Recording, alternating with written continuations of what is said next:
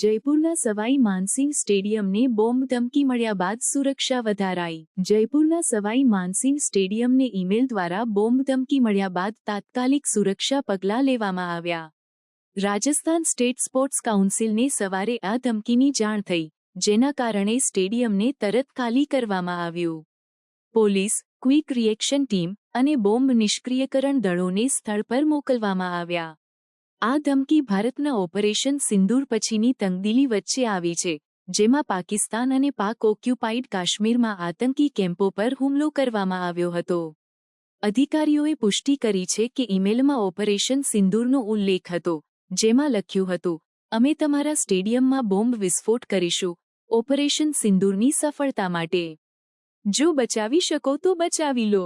પોલીસની cyber team આ ઈમેલના સ્ત્રોતની તપાસ કરી રહી છે, જ્યારે સુરક્ષા દળો સતત સ્થિતિ પર નજર રાખી રહ્યા છે।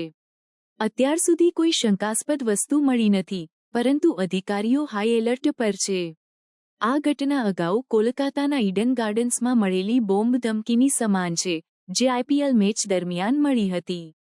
સુરક્ષા એજન્સીઓ હવે તપાસ કરી રહી છે કે આ બંને ધમકીઓ એકબીજા સાથે જોડાયેલી છે કે નહીં। રાજસ્થાન સ્ટેટ સ્પોર્ટ્સ કાઉન્સિલે ખાતરી આપી છે કે ખેલાડીઓ, સ્ટાફ અને દર્શકોની સુરક્ષા માટે તમામ જરૂરી પગલાં લેવામાં આવી રહ્યા છે। સ્ટેડિયમમાં 16 મેના રોજ રાજસ્થાન રોયલ્સ અને પંજાબ કિંગ્સ વચ્ચે આઈપીએલ મેચ યોજાવાની છે, જેના કારણે સંભવિત વિક્ષેપ અંગે ચિંતાઓ વધી છે।